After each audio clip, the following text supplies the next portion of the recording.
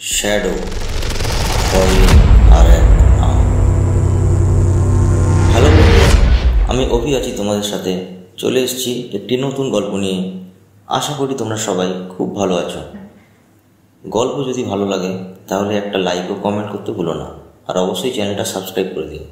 দার্জিলিং, পাহাড়ের রানী। দিনের আলোয় সুন্দর, কিন্তু রাত নামলে কুয়াশায় ঢেকে দেয় সব কিছু। সেই কুয়াশার ভেতরে লুকিয়ে আছে এমন কিছু যাদের চোখে পড়লে মানুষ আর মানুষ থাকে না। স্থানীয়রা একে বলে কালো কুয়াশা। অর্ণব, রিয়া আর জয়, 3 বন্ধু কলকাতা থেকে এসেছে ট্রেকিং করতে। স্থানীয়রা সতর্ক করেছিল, ওই জঙ্গলে যেও না, কালো কুয়াশা মানুষকে গিলে ফেলে। কিন্তু তারা হাসতে হাসতে উড়িয়ে দিল সেই কথা। জঙ্গলে ঢুকতেই চারপাশ নিস্তব্ধ হয়ে গেল। হঠাৎ কুয়াশা নেমে এলো, এত ঘন কুয়াশা যে হাত বাড়ালেও আঙুল দেখা যায় না। কুয়াশা ভেতর থেকে ভেসে এলো এক অদ্ভুত শব্দ।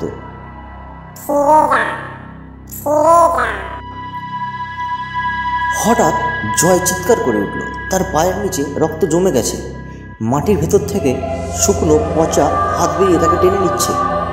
রিয়া আর অর্ণব মরিয়া হয়ে টানতে থাকলো, কিন্তু জয় কুয়াশার ভেতর মিলিয়ে গেল। রিয়ার চোখ কালো হয়ে গেল, সে ফিসফিস করে বলল, আমরা সবাই মরব, কালো কুয়াশা কাউকে ছাড়ে না। তারপর তার হাসি মানুষের নয়, গলা পাঠানো কর্কশ, অস্বাভাবিক। অর্ণব এক পুরনো মন্দিরের ধ্বংসাবশেষে ঢুকল।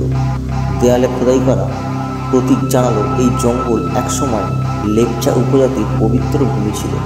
ব্রিটিশরা এখানে শ্রমিকদের হত্যা করে কবর দিয়েছিল। সেই মৃতদের আত্মাই আজ কুয়াশা হয়ে ঘুরে বেড়ায়। রিয়া দাঁড়িয়ে আছে, কিন্তু তার শরীর অর্ধেক পচে গেছে। সে হাত বাড়িয়ে বলল, আমাদের সঙ্গে আয়। কুয়াশার ভেতর অসংখ্য মুখ, পচা বিকৃত মৃত মানুষের মুখ। তারা একসঙ্গে চিৎকার করে উঠল, অর্ণব মরিয়া হয়ে চিৎকার করলো, তোমরা কি চাও? কুয়াশার ভেতর থেকে ভয়ঙ্কর কণ্ঠ ভেসে এলো, আমাদের রক্ত ফিরিয়ে দে, আমাদের কবর ফিরিয়ে দে। হঠাৎ জয় আর রিয়া বেরিয়ে এলো, কিন্তু তারা আর মানুষ নয়। তাদের মুখ বিকৃত, চোখ ফাঁকা, দাঁত ধারালো। তারা একসাথে অর্ণবের দিকে ঝাঁপিয়ে পড়ল। পরদিন সকালে স্থানীয়রা জঙ্গলের ধারে অর্ণবের ব্যাগ পেল, কিন্তু 3 জনের কাউকেই আর খুঁজে পাওয়া গেল না।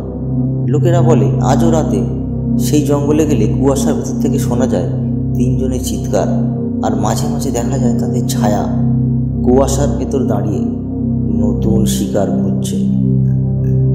আজকের গল্প কেমন লাগলো কমেন্ট করে জানাতে ভুলো না। তোমাদের কাছেও যদি কোনো ঘটনা থাকে, লিঙ্কে দেওয়া ফেসবুকে মেসেজ করে পাঠাও। তাহলে কথা হচ্ছে পরের এপিসোডে। আর অবশ্যই চ্যানেলটা সাবস্ক্রাইব করতে কিন্তু ভুলো না।